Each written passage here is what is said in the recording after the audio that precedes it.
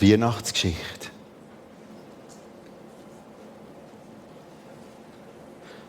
Wir tauchen ab in die Tiefe der Geschichte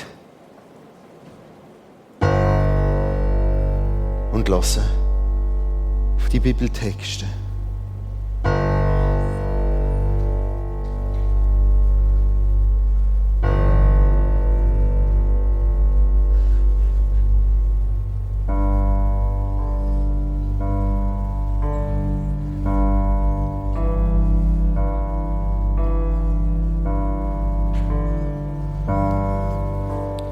Verehrter Theophilus,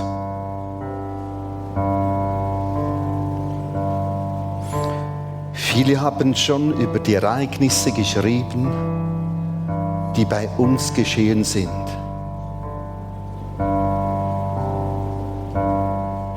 Dabei haben sie die Berichte der ersten Jünger zugrunde gelegt und die haben mit eigenen Augen gesehen, wie Gott seine Verheißungen erfüllt hat. Ich, Lukas, Schreiber, ich habe all diese Berichte von Anfang an sorgfältig studiert. Dann habe ich beschlossen, dir eine genaue Zusammenfassung davon zu geben. Auf diese Weise, lieber Theophilus, kannst du dich von der Zuverlässigkeit der Lehre überzeugen, in der du unterrichtet worden warst.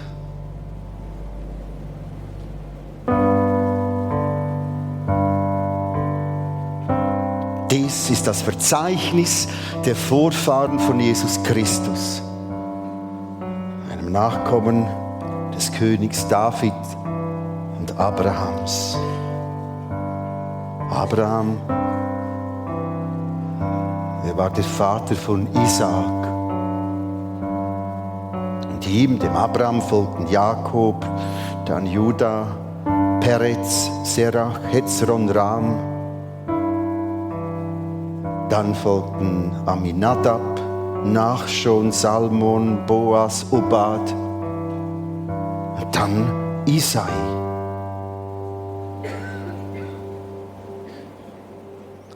Dieser Isai, der war der Vater von König David. Und dieser David, der Vater von König Salomo. Von Abraham bis König David sind es insgesamt 14 Generationen. Und dann von David bis zum babylonischen Exil nochmals 14. Und dann nochmals 14 bis zu dem einen, zu Christus.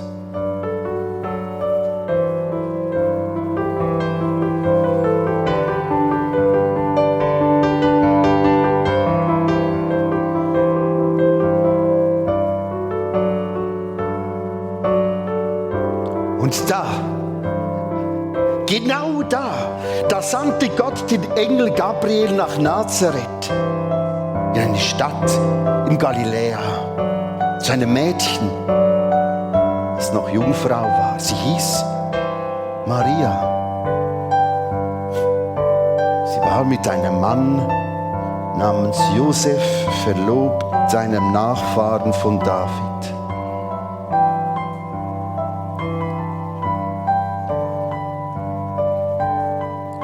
Gabriel, dieser Engel, erschien ihr, der Maria. Sei gegrüßt. Maria, sei gegrüßt, du bist beschenkt mit großer Gnade. Maria, Gott der Herr ist mit dir. Erschrocken überlegt Maria, was der Engel damit wohl sagen wollte.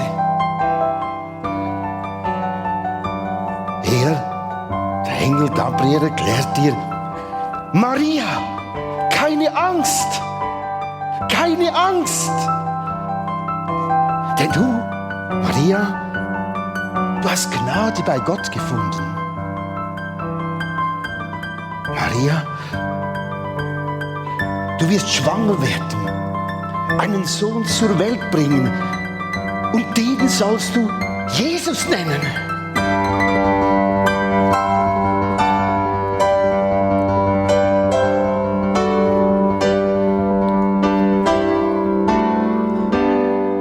Er wird groß sein. Dieser Jesus, Sohn des Allerhöchsten wird man ihn nennen. Gott, der Herr, wird ihn auf den Thron seines Vaters David setzen, wird für immer über Israel herrschen. Sein Reich wird niemals untergehen. Maria fragte, aber wie kann ich ein Kind bekommen? Ich bin noch Jungfrau.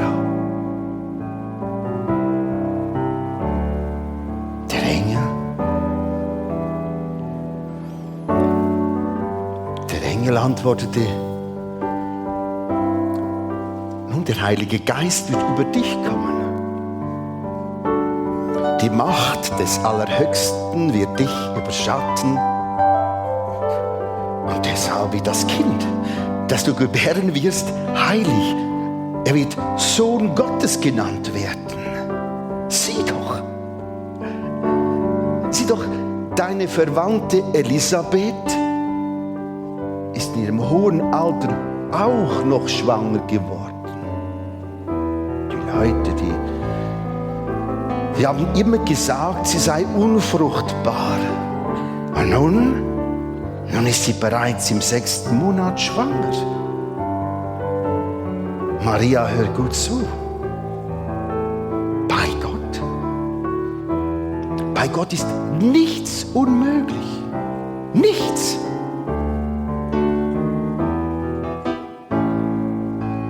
Bei Gott ist nichts unmöglich. Wir wollen aufstehen und miteinander das Lied singen. Du großer Gott, wenn ich die Welt, die Schöpfung anschaue, dann jubel ich dir zu, weil sie zeigt etwas von dieser Größe. Du großer Gott, wenn ich die Welt betrachte.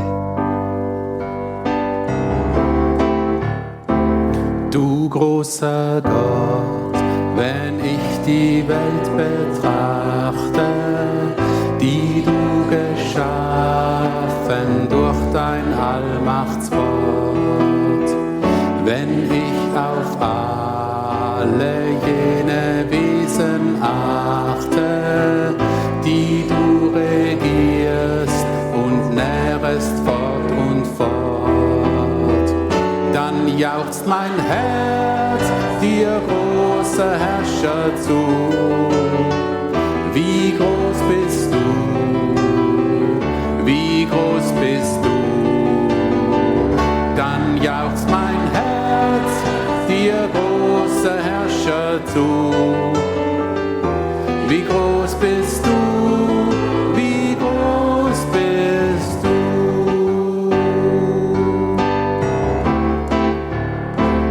Wenn mir der Herr in seinem Wort begegnet, will ich die großen Gnadentaten sehen, wie er das Volk des Eigentums gesegnet, wie er's und je. Dann jauchzt mein Herz dir, großer Herrscher, zu. Wie groß bist du, wie groß bist du,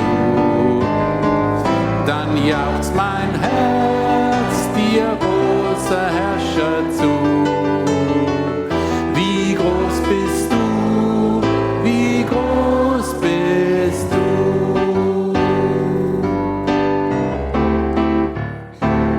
Wenn mir diese Jesus auf der Erde wandeln, in Knechtsgestalt, voll Lieb und großer Huld. Wenn ich im Geiste sehe sein göttlich Handeln, am Kreuz bezahlen vieler Sünder Schuld, dann jauchzt mein Herz dir, großer Herrscher, zu. Wie groß bist du, wie groß bist du, dann jauchzt mein Herz dir, großer Herrscher, zu. Wie groß bist du, wie groß bist du, wie groß bist du, wie groß bist du, wie groß bist du, wie groß bist du, wie groß bist du, wie groß bist du.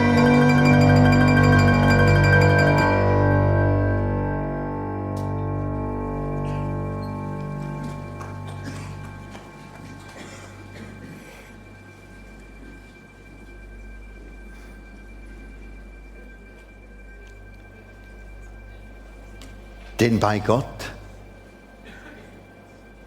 ist nichts unmöglich. Maria antwortete: Ich bin deine Dienerin. Ich beuge mich seinem Willen. Möge alles, was du gesagt hast, wahr werden und mir geschehen. Darauf verließ sie der Engel. Maria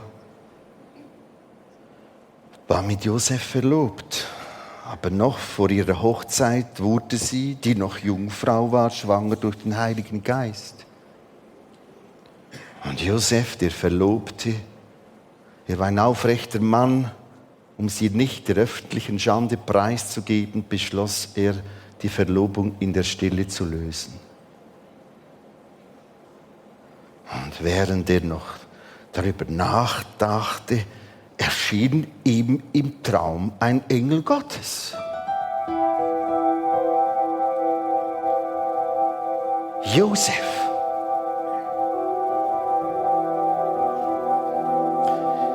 Sohn Davids, sagte der Engel, zögere nicht, Maria zu heiraten, denn das Kind, das sie erwartet, das ist vom Heiligen Geist. Und sie wird einen Sohn zur Welt bringen, du sollst ihm den Namen Jesus geben. Er wird sein Volk von allen Sünden befreien. Und all das geschah. All das geschah, damit sie erfüllt, was dort Gott durch seinen Propheten Jesaja vorausgesagt hat. Jesaja 9 steht geschrieben: Die Jungfrau wird ein Kind erwarten, einen Sohn des Lebens schenken. Und dieser Sohn wird Immanuel genannt werden. Das heißt Gott mit uns. Als Josef erwachte, tat er, was der Engel Gottes ihm gesagt hatte. Er nahm Maria zu seiner Frau.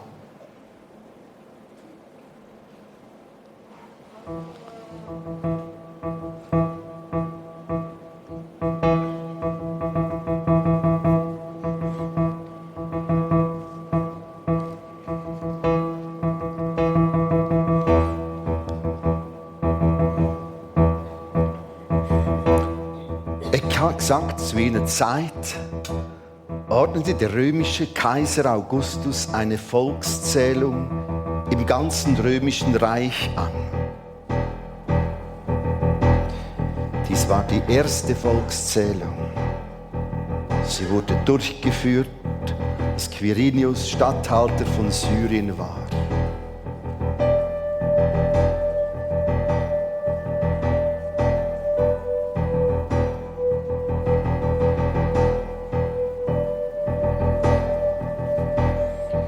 Und alle Menschen kehrten in ihre Heimatstadt zurück, um sich für die Zählung eintragen zu lassen. Weil Josef ein Nachkomme Davids war, so musste er nach Bethlehem in Judäa, in die Stadt Davids, reisen. Von Nazareth in Galiläa aus machte er sich auf den Weg in den Süden nach Bethlehem. Nahm seine Verlobte Maria mit, die hochschwanger war.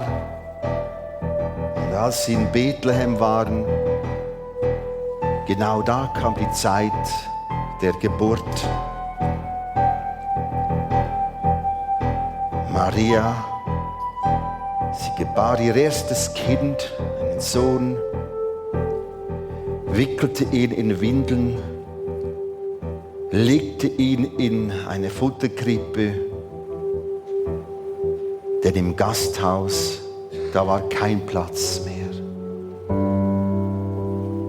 Und dann ist das Wunder von dieser stillen Nacht passiert, dass Gott Mensch geworden ist. In dieser stillen, aber völlig dramatischen Nacht. Wir wollen miteinander singen von dieser Nacht, stille Nacht. Stille Nacht, heilige Nacht, alles schläft, einsam wach, nur das traute hochheilige Paar. Holder Knabe im lockigen Haar, schlaf in himmlischer Ruhe, schlaf in himmlischer Ruhe. Stille Nacht, heilige Nacht, Gottes Sohn, oh wie lacht, lieb aus deinem göttlichen Mund, da uns schlägt die rettende Stund. Christ in deiner Geburt, Christ in deiner Geburt. Stille Nacht, heilige Nacht, Hirten erst kundgemacht durch der Engel Halleluja, tönt es laut von fern und nah. Christ der Retter ist da. Christ der Retter ist da. Ist da. Ist da.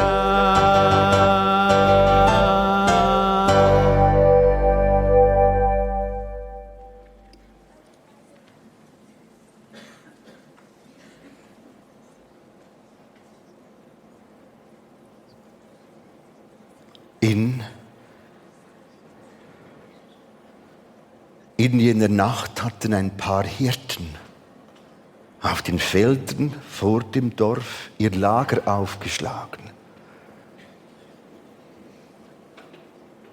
Dort hüteten sie ihre Schafe. Plötzlich erschien ein Engel des Herrn in ihrer Mitte. Der Glanz des Herrn umstrahlt sie. Die Hirten erschraken.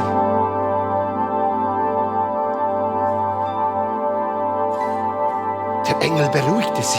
Keine Angst. Hab keine Angst. Ich bringe euch eine gute Botschaft für alle Menschen. Der Retter, der Christus, der Herr in dieser Nacht,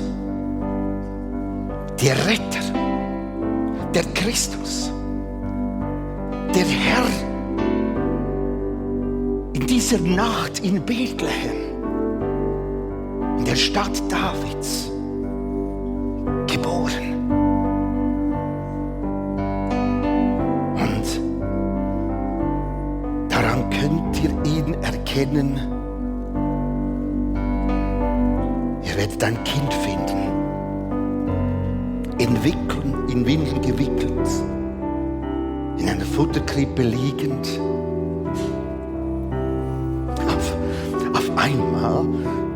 Auf einmal war der Engel von den himmlischen Heerscharen umgeben. Sie alle priesen Gott. Ehre, Ehre, Ehre sei Gott im höchsten Himmel, Frieden auf Erden und alle Menschen, an denen Gott gefallen hat.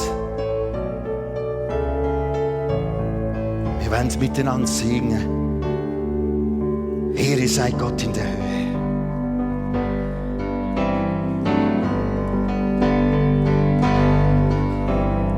Ehre sei Gott in der Höhe und Friede auf Erden. Ganz nochmal. Ehre sei Gott in der Höhe und Friede auf Erden. Ehre sei Gott in der Höhe und den Menschen ein Wohlgefallen.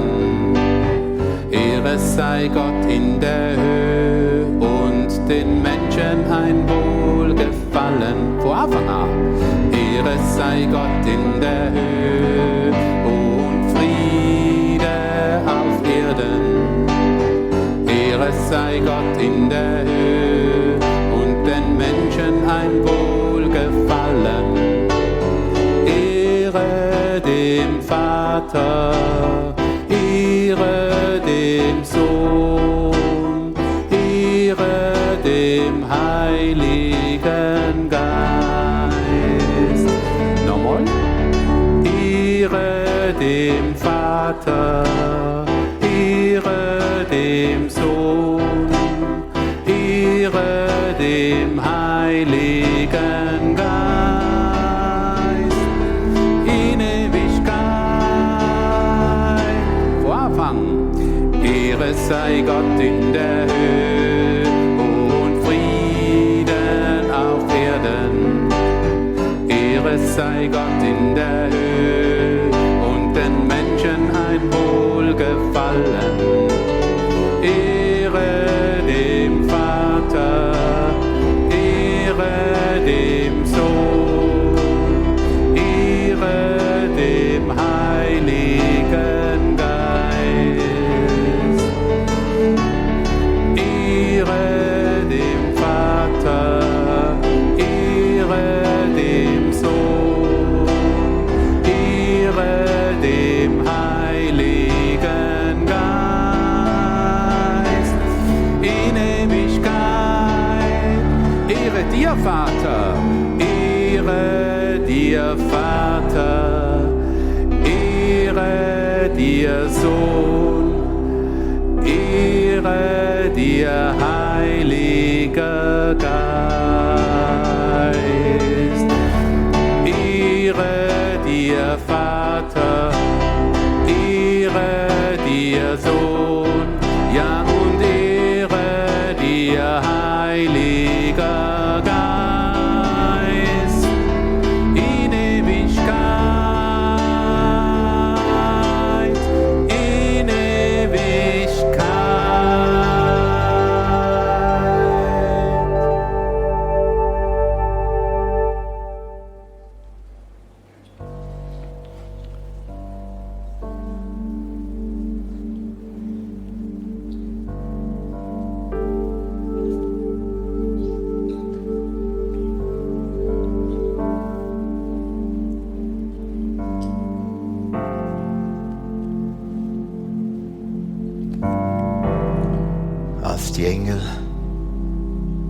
den Himmel zurückgekehrt waren, da sagten die Hirten zueinander, kommt, wir gehen. Wir gehen. Wir gehen nach Bethlehem.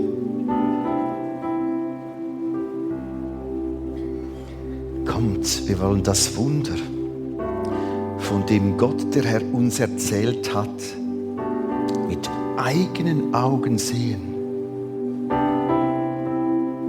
Und sie liefen, so schnell sie konnten, ins Dorf Bethlehem. Und da fanden sie Maria, Josef, das Kind, die Futterkrippe.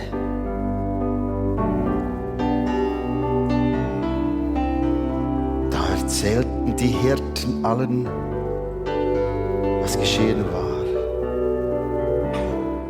Und was der Engel ihnen über dieses Kind gesagt hatte. Alle Leute, die den Bericht der Hirten hörten, die waren voller Staunen.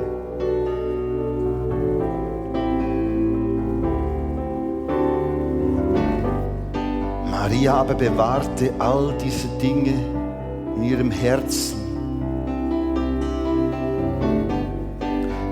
Sie dachte oft darüber nach. Und die Hirten, die kehrten zurück zu ihren Herden auf den Feldern. Und sie priesen, sie lobten. Sie priesen, lobten Gott für all das, was der Engel gesagt hatte und was sie gesehen hatten. Alles.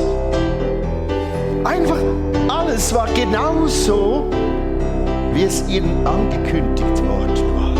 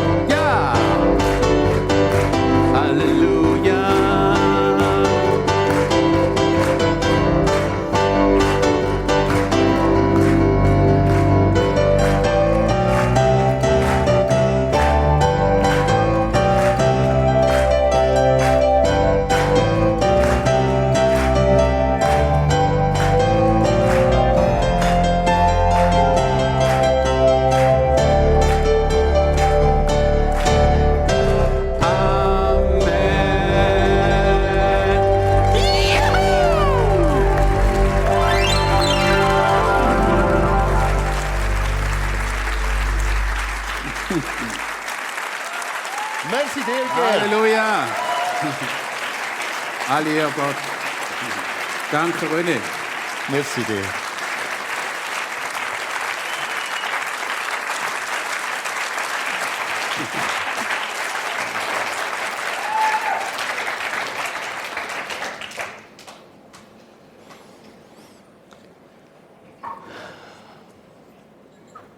Weihnachtsgeschichte. Und ich fange mit dem Theophilus an, der alles genau untersucht hat. Der Lukas alles untersucht hat und dem Theophilus geschrieben hat. Ich fange an, die Weihnachtsgeschichte mit einem Stammbaum von Jesus. Hey, wo ist denn das Jingle Bell?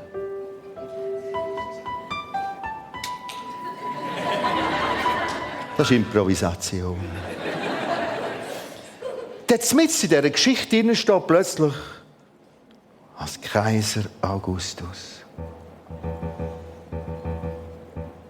Oder der Quirinius.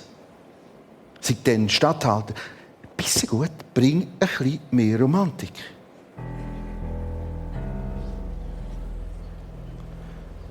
Und nachher kommt der Abschluss. Und sie zündet dann Kerzen an und 1000 Kugeln aßen Gutzli und verkrochen sich in der Wolldecke.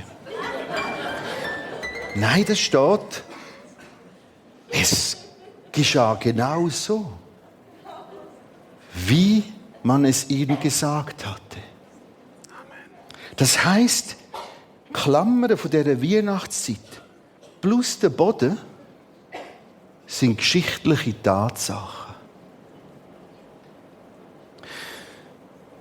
Was bringt das?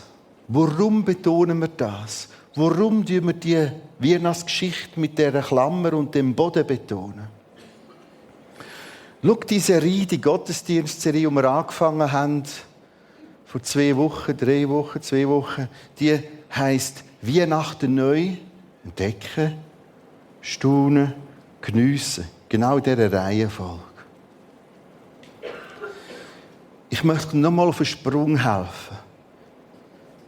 Wie kannst du zum Entdecken, zum Neuentdecken, Neustaunen und dann zum Jingle Bell kommen und zu den Gutzli und der Wolldecke? Was ist es denn? Wie könntest du das? Als Ergänzung zu den vergangenen 2 Gottesdiensten mache ich dir heute den Vorschlag. Nimm noch mal Abstand. Du musst wie ein Stück noch mal einen Schritt zurück.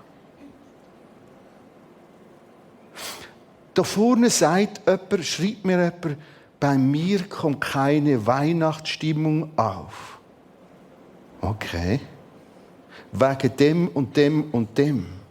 Und jetzt sollten wir noch mit dem Onkel Hans feiern.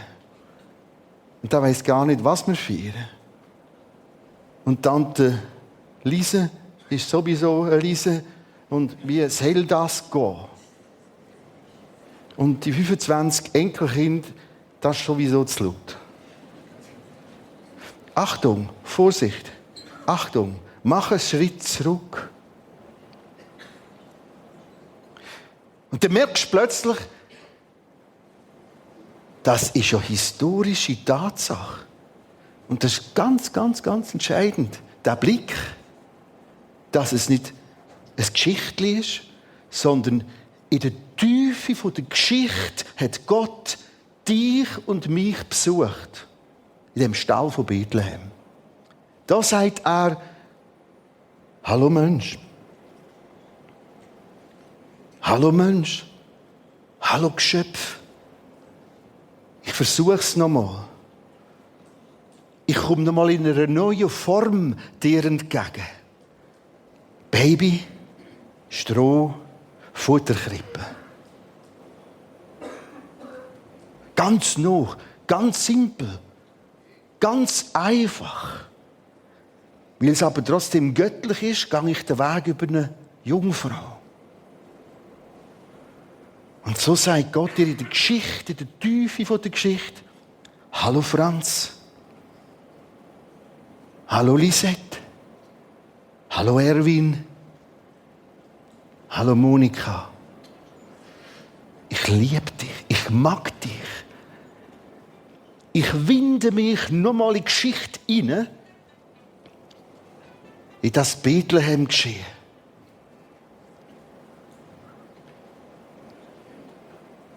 Und plötzlich, wenn du diesen Schritt zurück machst und das siehst, passiert Folgendes. Wow, da ist ja ein reales Gegenüber. Genau. Ja, aber wenn das so geschehen ist, dann ist es, wenn ich ja bete, lasst einen. Genau. Ja, aber dann ist es mehr als die schönen Bildchen in der Kinderbibel. Genau. Dann ist es also mehr als die Mandarinchen und die Gutzli, die vielleicht dunkel sind. Genau. Ja, aber ich habe nicht für alle das Geschenk und ich habe etwas bekommen, das sowieso wollte ich gar nicht. Ist alles egal. Ist alles egal. Das ist das Gegenüber. Und dann gehen wir und freuen uns an den Geschenken. Den Hosen, die zu gross sind, oder denen, die zu klein sind.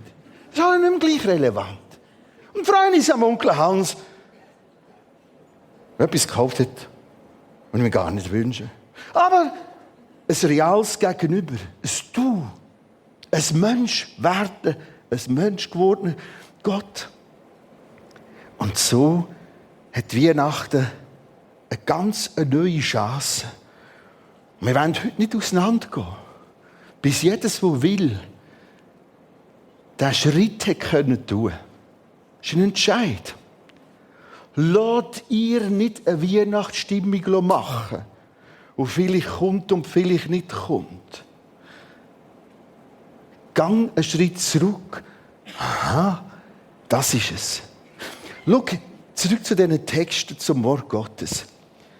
Da steht mitten in diesen Texten, es geschah aber zu der Zeit. Und jetzt wiederhole ich Sachen, ein Gedanke aus den 2 letzten Predigten.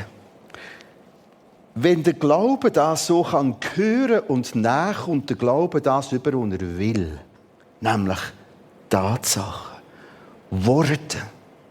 Der Glaube ist nicht wie eine Hand, die umtastet und hilflos nach Weihnachtsdunst sucht.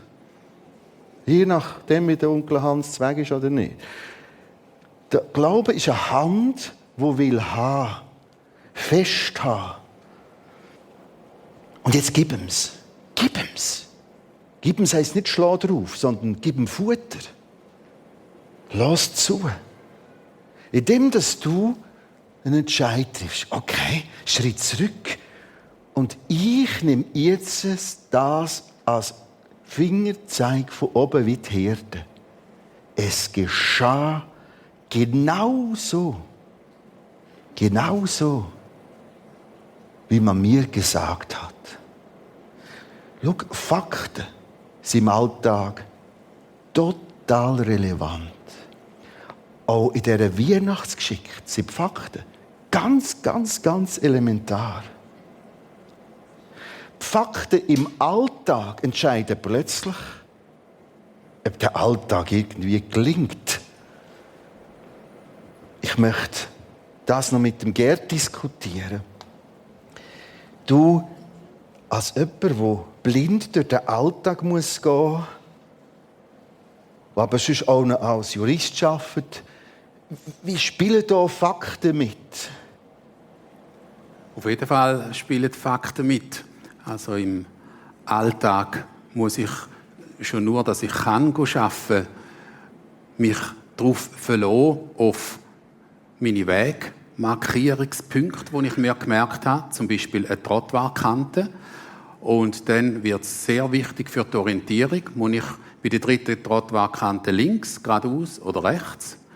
Und nachher wird es noch wichtiger, sogar überlebenswichtig, muss ich nämlich drüber aus, über die Kante und betrete den lebensgefährlichen Raum. Für mich als Fußgänger ist das die Straße. Kommt ein Auto oder kommt keins? Bei Kreisverkehr ist das ein bisschen schwammig und schwierig. So muss ich wirklich wissen, kann ich oder kann ich nicht. Es ist manchmal fast wie digital in der Welt. Ich kann nicht vor Ort mal in die Nähe kommen und am Schluss ein bisschen improvisieren und musst dann nur schauen, siehst du es denn schon von weitem? Nein, ich muss es verifizieren. Entweder es klappt oder es klappt nicht. Die Facts verheben oder die Facts verheben eben nicht. Sonst kann ich irgendwie gar nicht richtig funktionieren als blinder Mensch. Jetzt übertreibt auf dein Glauben an Gott, mit Jesus, mit dem Geist Gottes unterwegs sein. Wie spielen da die Fakten mit drin? Oder ist Gerd Bingemann einfach ein Improvisator, der Hauptsache Gefühl und dann trägt das schon? Also ich bin nicht der Globi und ich glaube einfach, was die anderen irgendwie vielleicht sagen. Glaube ich heute nicht, glaube ich morgen. Wird es Schönwetter, wird es neblig, je nachdem, wem glaube ich jetzt. Oder glaube ich irgendwie, ja, das ist alles kein Fundament. Ich bin sehr froh, gerade von meiner Ausbildung her natürlich, dass ich ein Buch aus sehr verlässlichen Quellen habe. im Gegensatz zu anderen historisch unbestrittenen Sachen von der Eroberung von Gallien durch den Julius Caesar bis zur Schlacht vom Morgarten, Leute, ist im Fall nicht historisch erwiesen. Also die Schlacht am Morgarten meine. Es gibt, glaube ich, 2 Quellen, die den Bellum Gallicum dokumentieren. Und wie viele Hundert, wo Jesu Geburt und sein Wirken und sein ganzes Leben inklusive der Zugabe von den 40 Tagen auf der Erde, wo das dokumentieren, da hat es viel mehr, also ist viel glaubwürdiger. Und dann kann ich vertrauen auf wirkliche Facts. Und dann mögen auch Gefühle dann hinterher. Dann finde ich manchmal sogar Lichtli oder kitschige Musik oder irgendetwas, finde ich dann durchaus angebracht. Das ist fest von der Licht und so weiter. Also zuerst Facts und hinterher kommen dann Gefühle, ob die mal so ein bisschen anders sind, spielt dann gar nicht mehr Rolle. Ich kann dann den anderen irgendwie auch noch etwas abgewinnen, auch wenn es jetzt nicht unbedingt mein eigener Stil gewesen wäre. Ich merke, wenn ich mit dir unterwegs bin, auch als wir bei dir daheim waren vor ein paar Wochen, obwohl du physisch nicht siehst du doch. Also Eindruck gehabt, du siehst deine Wohnung. Irgendwie dort ist eine Kante und da ist eine Ecke. Ja, die habe ich natürlich auswendig gelernt und zu Zeiten, wo ich noch sehbehindert war und noch Schemen und Umriss, hell-dunkel-Kontrast gesehen habe, habe ich mir das sehr eingeprägt. Aber mittlerweile ist es nur noch ein gewisses Gefühl, etwa 5 Schritte geradeaus und dann müsste mal die Ecke vom Teppich kommen. Wenn ich den spüre mit den Fußsohlen, dann rechts oder dann eben links am Schrank entlang laufen, dann geht es um Kurven in die Stube. Aber zum Beispiel habe ich gestern gerade Kurve ein bisschen zu weit genommen und aus Versehen ein Bild, das Ursi gemalt hat, am Boden gerührt, mit den Schultern so gestreift. Und das hat jetzt wirklich eine Ecke ab und Ursi muss das irgendwie flicken. Und ja, es war ein bisschen ein unglücklicher Moment gewesen. Also es hat schon seine Tücken, aber ja, in dem Sinn kann man gewisse inneren Bahnen folgen eigentlich und probieren, anhand der Merkpunkte abzuchecken, wo bin ich auf der Landkarte, damit ich dann zum Ziel komme. Aber so ein richtiges GPS habe ich natürlich nicht. Dort vertraue ich auf God's Positioning System. Also auch für dich sind Fakten um den blinden Alltag zu gestalten entsprechend relevant. Und genau so ist es im Glauben, egal wie ich sehe, wie ich Markierungen habe. Ich blende das Bild noch mal ein. Es hat uns 2 Sonntage begleitet. Ein Bild voller Fakten. Im Hintergrund, im eigentlichen Geschehen. Wenn man nach Bethlehem reist, ich habe das schon ein paar Mal gemacht, und dann fragen, ja, wo sind denn etwa die Hirten gewesen? Dann wird ein Gebiet gezeigt, so außerhalb von Bethlehem, so eine Landschaft, Hügel, Graslandschaft. Und dort hat es so Höhlen wie die hier. Die werden zum Teil heute noch gebraucht. Man schmeckt den Stallgeruch. Und dort hat man natürlich auch eine Kapelle gebaut. Und das Bild, das wir auch sehen, ist von dort. Ich möchte noch mal miteinander nachdenken über das Bild. Schau, das ist keine Masse in diesem Stall. Aufs Ganze waren es letztlich wenige. Beides sind suchende Gruppen. Die Weisen, die gesucht haben. Und Gott, der gemerkt hat, dass sie noch Hirten. Und so sind sie in den Stall gekommen. Weiteres Merkmal ist die Haltung, die sie haben. Knüllend. Sie gehen vor etwas auf die Knie, das in der Mitte ist. Also wir kennen viele Ställe. Wir haben ganz viele Ställe. Durchs Jahr durch. Und meistens sind wir in der Mitte. Meine Erwartungen, meine Forderungen, mein Gefühl, mein zu kurz kommen, mein zu gut kommen, mein Wissen, mein Können, das hat alles seinen Platz. Ich mache dir heute Mut, deinen Stall bewusst zu verlassen und zu sagen, ich gehe hier auf die Knie. Wir werden später auch Zeit haben, den Gottesdienst entsprechend auslaufen und werden einfach das Bild stehen. Und ich ermutige dich, einen Entscheid zu treffen. Im Sinne von, ich gehe jetzt hier auf die Knie bei diesem Stall. Ich verlasse meinen eigenen Stall. Und ich sehe, wie da Hirten sind. Sogar das Schaf geht auf die Knie. Warum denn nicht?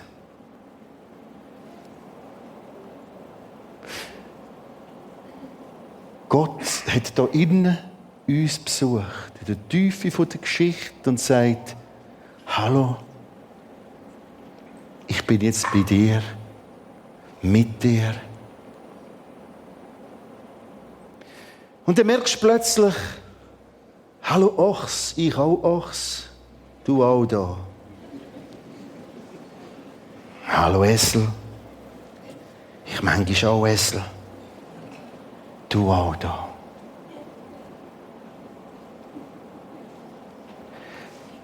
Das Bild von einem Stall ist so schräg.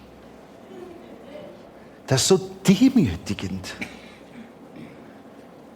Das ist so anders. Das sind nicht einfach ein paar kitschige Zusätze, die Tiere, sondern es ist wie in dieser absoluten Einfachheit und Erniedrigung. Und jetzt darfst du da sein. Dann merkst du plötzlich Gnade. Begnadigt sein. Ich darf da sein, weil Gott mich begnadigt, vergibt. Ohne Aufhören vergibt. Und dann sagst du, ich auch. Ich auch. Das ist mein Platz. Danke Gott. Danke Jesus.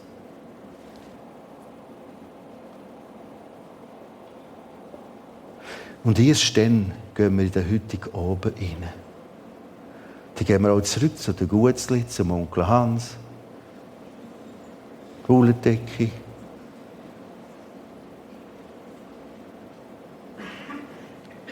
Du kommst nachher schon mit einer Stimmung, die Weihnacht heisst.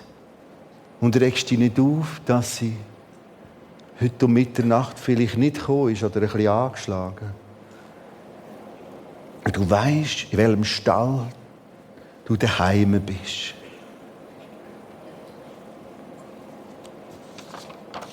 Ich wiederhole die letzten Worte dieser Textlesung. Die Hirten kehrten zu ihren Herden auf den Feldern zurück. Sie priesen, lobten Gott für das, was der Engel ihnen gesagt hatte, was sie gesehen hatten. Alles war so,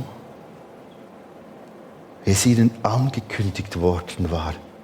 Pack sie jetzt in diesen Momenten und nimm es als historische Tatsache. Genau so, für mich.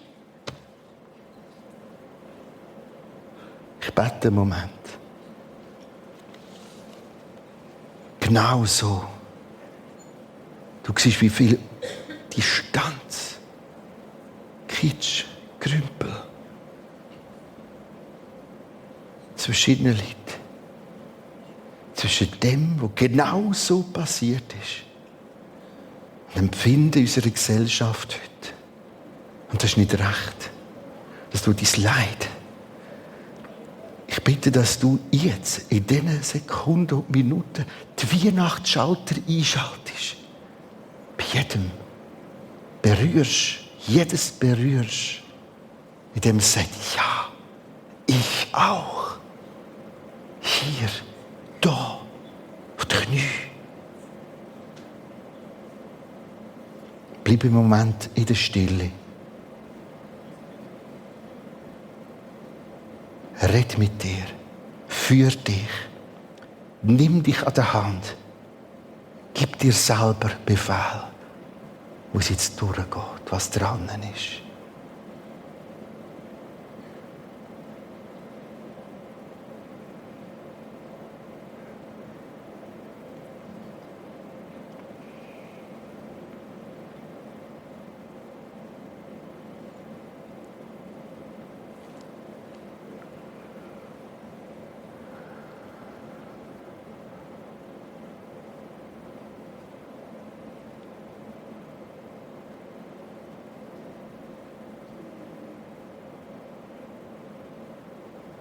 Und jetzt lassen wir es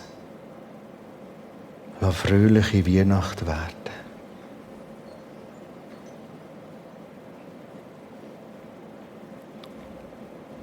Wir senden einander aus. In den Heiligen oben, in die Familien, in die Feste, in die Beziehungen hinein. Aber wir haben einen ganz anderen Boden. Oh, du Fröhlich, wir wollen aufstehen. Oh, du Selige. Gnadenbringende Weihnachtszeit.